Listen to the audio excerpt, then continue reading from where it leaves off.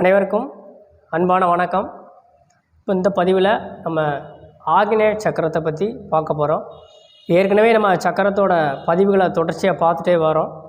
அதில் இன்றைக்கி நம்ம அந்த மனித உடம்பில் சொல்லக்கூடிய அந்த 7 சக்கரங்களில் 6வதாக இருக்கக்கூடிய ஆக்னேய சக்கரத்தை பற்றி தான் பார்க்க போகிறோம்.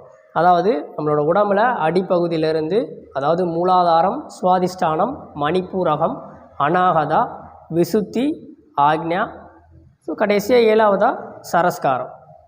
ஸோ இப்போது ஆக்னேய சக்கரம் பார்க்க போகிறோம். இந்த ஆக்னேய சக்கரம் அப்படிங்கிறது என்னன்னா, மனிதனோட 3ஆம் கண் அப்படின்னு கூட நம்ம சொல்லலாம். அதாவது நெற்றிக்கண் அப்படின்னு சொல்லுவோம் இல்லையா? ஸோ அப்படி கூட குறிப்பிடலாம். இந்த ஆக்னேய சக்கரத்துக்கு 2 தாமரை இதழ் கொண்ட வடிவம் கொடுக்கப்பட்டிருக்கு. ஒருத்தங்களுக்கு நெற்றிக்கண் செயல்படுறது அப்படின்னா இந்த ஆக்னேய சக்கரம் அப்படின்னு கூட சொல்லலாம். குறிப்பாக இதை புரிஞ்சுக்கணும் அப்படின்னா, நம்ம மூளை பகுதியில், நம்ம மூளையில் இருக்கக்கூடிய அந்த பிட்யூட்ரி சுரப்பி, பீனியல் சுரப்பி அப்படின்னு சொல்லக்கூடிய இந்த சுரப்பிகள், அதாவது மாஸ்டர் கிளாண்ட், இந்த சுரப்பிகளோட இயக்கம் தான் நம்ம இந்த ஆக்னேய சக்கரம் அப்படின்னு சொல்கிறோம். ஸோ இதுக்கு அடுத்து வரக்கூடிய சரஸ்கார சக்கரமும் இதில் சம்மந்தப்பட்டது தான். பட் அதை நம்ம அடுத்த பதிவில் பார்ப்போம். ஸோ இது என்ன அப்படின்னா, இந்த மூளையில் இருக்கக்கூடிய பிரதானமாக சுரக்கக்கூடிய அந்த நாளமில்லா சுரப்பி, அதுதான் இந்த ஆக்னேய சக்கரம் அப்படின்னு சொல்லி நம்ம புரிஞ்சுக்கிடலாம். சரி, இந்த சக்கரம் நமக்கு எப்படி வேலை செய்யுது, மற்றவங்களுக்கும் இது எப்படி வேலை செய்யுது அப்படின்னு நாம் தெரிஞ்சுக்கிடணும்னா இந்த பதிவு மூலமாக நாம் தெரிஞ்சுக்கிடலாம். இந்த ஆக்னேய சக்கரம் அப்படிங்கிறது என்னென்னா, நம்ம உடம்போட மொத்த இயக்கத்திற்கும் ஆற்றலை கொடுக்கக்கூடியது இந்த சக்கரம் தான். நம்ம ஏற்கனவே பார்த்த ஒவ்வொரு சக்கரமும் ஒவ்வொரு பர்டிகுலர் இதுக்காக பார்த்தோம். அந்த மற்ற 5 சக்கரங்களையும் இயக்கக்கூடிய ஆற்றல் இந்த ஆக்னேய சக்கரத்துக்கு தான் உண்டு. அந்த மூளையில் சுரக்கக்கூடிய அந்த பிட்யூட்ரி சுரப்பிக்கு தான் இந்த ஆற்றல் உண்டு. உதாரணம், இப்போ நம்ம ஒரு இதயம் இப்போ நம்ம கை கால், நம்மளோட உடல் அசைவுகள், இது எல்லாமே நாமளாக அசைக்கிறோம். நம்ம மூளையில் நினைக்கிறோம், கையை அசைக்கணும், கையை மடக்கணும், நடக்கணும், எந்திரிக்கணும், ஓடணும், இந்த மாதிரி நாம் நினைக்கிறோம், அதை செய்கிறோம். ஆனால் தன்னிச்சையாக இயங்கக்கூடிய நம்ம உடம்புக்குள்ளே நம்மளோட கண்ட்ரோலில் இல்லாமல் செல்ஃபாக அதுவே இயங்கக்கூடிய உறுப்புகள் நம்ம இதயம், நுரையீரல், அப்புறம் நம்ம கல்லீரல், மண்ணீரல், குடல் அப்படின்னு உள்ளே இருக்குது இல்லையா? ஸோ இந்த உறுப்புகள் எல்லாம் எப்படி இயங்குது, அதுவாகவே எப்படி இயங்குது? ஒரு இதயம் இப்படி துடிக்கு அப்படின்னா எப்படி துடிக்குது? அதுக்கு ஆற்றல் எங்கேருந்து கிடைக்கி அப்படின்னா இந்த நம்மளோட மூளையிலேருந்து தான். ஸோ நம்ம மூளையிலேருந்து ஒரு சின்ன மின்சாரம் இதயத்தை நோக்கி பாயுது, அதுதான் இதயத்தை இயக்குது அப்படின்னு சொல்லி நம்ம படிக்கிறோம். ஸோ அந்த மாதிரி உடம்பு இயங்குவதற்கு மூல காரணம், மூல எனர்ஜி, மூல ஆற்றல் அப்படின்னா இந்த ஆக்னேய சக்கரத்திலிருந்து தான் நமக்கு கிடைக்கும். இப்போது இன்னும் சொல்லணும் அப்படின்னா, ஒரு இயந்திரம் இருக்குது, ஒரு கார் இருக்குது இல்லையா? இப்போ ஒரு கார் எடுத்துக்கிட்டோம் அப்படின்னா, அந்த கார் அந்த காரில் எல்லா ஃபெசிலிட்டி இருக்குது, எல்லாமே இருக்குது, எரிபொருள் எல்லாமே நம்ம நிரப்பியாச்சு. அந்த கார் அப்படிங்கிறது நம்மளோட மூலாதார சக்கரம் அப்படின்னு வச்சுக்கலாம். அதுக்கு நம்ம எரிபொருள் கொடுக்கறது எல்லாம் ஓகே. பட் அந்த காரை இயக்குறது அப்படிங்கிறதுக்கு ஒரு மின்சார சக்தி நமக்கு தேவைப்படுது இல்லையா? ஒரு பேட்ரி வச்சு நம்ம ஸ்டார்ட் பண்ணுறோம். அந்த மின்சார சக்திகள் தான் என்ன பண்ணுது, இந்த கார்களை இயக்குது. ஸோ அந்த மாதிரி இந்த ஆக்னேய சக்கரத்திலிருந்து வரக்கூடிய அந்த ஆற்றல் தான் நம்ம உடம்பை இயக்குது. அதாவது நம்மளோட விஞ்ஞானமய கோஷங்களை கண்ட்ரோல் பண்ணக்கூடியது இந்த ஆக்னேய சக்கரம் தான். சரி, இது ஒரு மனிதருக்கு எவ்வளோ சிறப்பாக வேலை செய்யுது, இது சிறப்பாக வேலை செய்யலை அப்படின்னா என்னெல்லாம் இருக்கும் அப்படின்னா, குறிப்பாக உடல் இயக்கங்கள் நல்லாவே இருக்கும். சரியான பசி, சரியான தூக்கம், இதெல்லாம் வந்து அவங்களுக்கு கரெக்டாக இருக்கும். அதாவது அவங்களுக்கு பார்த்திங்கன்னா மோஷன் போகிறது, யூரின் போகிறது, நல்லா பசி எடுக்கிறது, தூக்கம் வர்றது, நல்லா சிரிப்பாங்க. எப்போதுமே சிலவங்களாம் பார்த்தா சிரித்த முகமாகவே இருப்பாங்கப்பா அப்படின்னு நம்ம சொல்லுவோம் இல்லையா. அவங்களுக்கெல்லாம் இந்த ஆக்னேய சக்கரம் வந்து நல்லா வேலை செய்யுது அப்படின்னு நம்ம எடுத்துக்கலாம். ஆக்னேய சக்கரமும் அநாகத சக்கரமும் வேலை செய்யும். பட் ஆக்னேய சக்கரம் வந்து பிரதானமாக இவங்களுக்கு நல்லாவே வேலை செய்யும். மனித உணர்வுகளை சரியாக வெளிப்படுத்துறது இது எல்லாமே இந்த ஆக்னேய சக்கரத்தோட கண்ட்ரோலில் தான் இருக்குது.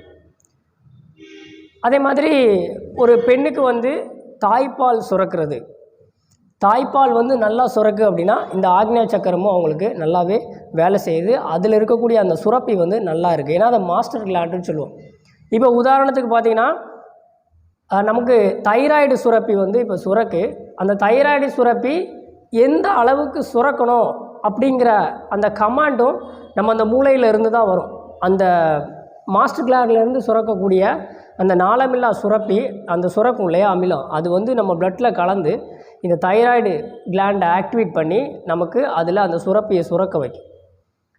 அது சுரந்ததுக்கப்புறம் இது போதும், இதை நிப்பாட்டணும் அப்படின்னாலும் அதுக்கு திரும்ப தைராய்டு கிளாண்ட்லேருந்து ஒரு கமாண்ட் வந்து நமக்கு இந்த ஆக்னேய சக்கரத்தை நோக்கி போகும், மூளையை நோக்கி போகும். ஸோ இந்த செயல்பாடு எல்லாமே இந்த தைராய்டு கிளாண்ட் இந்த ஆக்னேய சக்கரத்துலேயும் நம்மளோட விசித்தி சக்கரத்துலேயும் நடக்கும். இது ஒரு சும்மா புரிதலுக்காக நம்ம சொல்கிறது.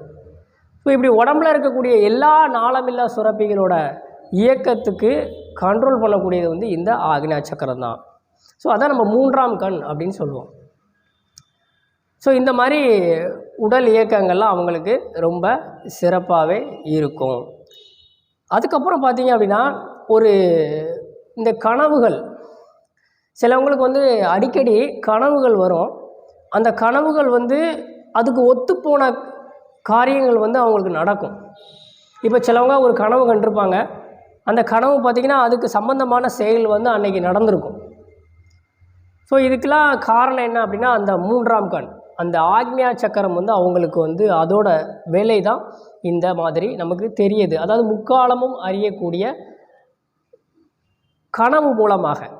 ஸோ நமக்கு நினச்ச உடனே தோணாது, நமக்கு கனவுகள் மூலமாக நமக்கு நடக்கக்கூடியதை தெரியப்படுத்துறது இந்த ஆக்னேய சக்கரம். இந்த ஆக்னேய சக்கரம் நல்லா வேலை செய்கிற பட்சத்தில் இந்த மாதிரி நமக்கு ஒரு விஷயம் நடக்க போகுது அப்படின்னா அது நமக்கு முன்னாடியே தெரிய வர்றதுக்கான ஒரு காரணம், ஒரு ஆற்றல் வந்து இந்த ஆக்னேய சக்கரத்தில் இருக்குது. சரி, இந்த ஆக்னேய சக்கரம் சரியாக செயல்படலை அப்படின்னா என்ன ஆகும் அப்படின்னா உடல் இயக்கங்கள் வந்து பொதுவாக பாதிக்கும். அதில் ஒவ்வொரு கிளாண்டும் நமக்கு பாதிக்கும். குறிப்பாக இப்போ தைராய்டு கிளாண்டாக இருக்கட்டும், தைராய்டு சுரப்பி சுரக்கும், ஆனால் அளவுக்கு அதிகமாக சுரக்கும். அந்த சுரப்பியை நிப்பாட்டுறதுக்கான கமாண்ட் இருக்காது, உடம்பு எடை கூடும், அந்த மாதிரி இருக்கும். சிலவங்க சரியாக மொத்தமாக சுரக்கவே செய்யாது. இப்படி உடம்பில் இருக்கக்கூடிய மொத்த நாளமில்லா சுரப்பிகளோட அந்த இயக்கம் வந்து பாதிப்படையும். ஸோ அதனால் உடல் பலவீனம் ஏற்படுறது இது ஒன்று. கண் பார்வை குறைபாடு ஏற்படுறது. இந்த மாதிரி உடல் ரீதியாக முதல்ல சில பிரச்சனைகள் ஏற்படும். சமூகத்தில் ஒரு நல்ல பழக்க வழக்கத்தை ஏற்படுத்த முடியாத ஒன்று. எப்போ பார்த்தாலும் உருன்னே இருப்பாங்க. நம்ம பார்க்குறோம் இல்லையா, ஏன் எப்போ பார்த்தாலும் மூஞ்சியை உருன்னு வச்சுட்டே இருக்கு அப்படின்னா அவங்களுக்குலாம் அந்த ஆக்னேய சக்கரத்தோட செயல்பாடு வந்து சரியில்லாமல், ஏன்னா இவங்க மற்றவங்களோட பழகிறது வந்து குறைவாகவே இருக்கும். அதனால் எப்போ பார்த்தாலும் உருன்னே இருப்பாங்க. எப்போதுமே அமைதியாக இருக்கிறது வேறு, பட் ஒரு மாதிரி இருப்பாங்க இல்லையா, நமக்கு தெரியும் பார்த்தாலே. ஸோ அந்த மாதிரி இருக்கிறவங்களாம் இந்த ஆக்னேய சக்கர பிரச்சனை தான். அப்புறம் தாய்ப்பால் சுரக்கிறது குறைபாடு, அப்புறம் குழந்தை பிறக்காமல் இருக்கிறது, அவங்களோட பாலியல் செயல்பாடில் குறைபாடு இருக்கிறது, இந்த மாதிரி செரிமான பிரச்சனை, இந்த மாதிரி கம்ப்ளீட்டாக பிரச்சனைகள் வரக்கூடியதில் இந்த ஆக்னேய சக்கரத்தோட செயல்பாடு குறைவாக. அதான் குறிப்பாக மூளையிலேருந்து வரக்கூடிய அந்த சுரப்பி நம்மளுக்கு சரியாக செயல்படாதனால மொத்த இயக்கங்களுமே நமக்கு பாதிக்கப்படுது. ஸோ இந்த ஆக்னேய சக்கரம்ங்கிறது ஒரு மனிதனோட உடலில் சிறப்பாக இயங்கக்கூடிய ஒன்று. இது வந்து பொதுவாக குழந்தைகளுக்கும் ரொம்ப வயது முதிர்ந்த நோயற்று வயது முதிர்ந்து இருப்பாங்க இல்லையா, ஸோ அவங்களுக்கெல்லாம் இந்த இயக்கம் வந்து பொதுவாகவே நன்கு இருக்கும். இது நம்ம மனித உடல் வளர்ச்சி அடைய அடைய அடைய அடைய மனிதனுக்கு வந்து அறிவாற்றல் வளரும்போது, சிந்தனைகள் அதிகமாகும்போது இந்த சக்கரத்தோட செயல்பாடு வந்து குறைய ஆரம்பிக்கும். அப்போ அந்த செயல்பாடு நல்லா இருக்கணும் அப்படின்னா, பொதுவாக நம்ம விசுத்தி சக்கராவில் சொன்ன மாதிரி பொது நலனோட இருக்கிறவங்க, மற்றவங்களை சந்தோஷப்படுத்தி பார்க்குறவங்க, இந்த மாதிரி குணநலங்கள்லாம் இருக்கிறவங்களுக்கு இந்த சக்கரம் நல்லாவே வேலை செய்யும். அது மாதிரி கண் பார்வை நமக்கு தெளிவாக இருக்கும். சிலவங்களுக்கு கண் பார்வை குறைபாடு இருக்கிறதெல்லாம் இந்த ஆக்ஞா சக்கரத்தோட பிரச்சனைகள் தான். ஸோ இந்த சக்கரத்தை நம்ம ஆக்டிவேட் செய்யணும் அப்படின்னா, அதுக்கு ஏற்ற நம்ம யோகா பயிற்சிகள், உடற்பயிற்சிகள், அதுக்கு தேவைப்பட்ட மந்திரங்கள், அது ஒவ்வொருத்தருக்கும் ஒவ்வொரு விதமான பயிற்சிகள் பிடிக்கும். இல்லை சரியான பயிற்சி, நமக்கு பொருத்தமான பயிற்சி எது அப்படிங்கிறத நீங்கள் தேர்வு பண்ணி அதை நம்ம பயிற்சி செய்யும் போதும் இந்த ஆக்ஞா சக்கரம் நல்லாயிருக்கும். ஸோ இந்த ஆக்ஞா சக்கரம் நல்லா இருக்குது அப்படிங்கிற பட்சத்தில் மொத்த சக்கரங்களோட இயக்கமும் நல்லாயிருக்கும். மனிதரோட வாழ்க்கையை ஒரு சரியான பாதையில் எடுத்து செல்லும் அப்படிங்கிறதுலையும் எந்த மாற்றமும் இல்லை. ஸோ இந்த வீடியோ உங்களுக்கு பிடிச்சிருந்தா மற்றவங்களுக்கு ஷேர் பண்ணுங்கள். நம்மளோட சேனலை சப்ஸ்கிரைப் பண்ணலை அப்படின்னா சப்ஸ்கிரைப் பண்ணி வச்சுக்கோங்க. மேலும் பல தகவலுடன் நம்ம அடுத்த வீடியோவில் சந்திப்போம். நன்றி, வணக்கம்.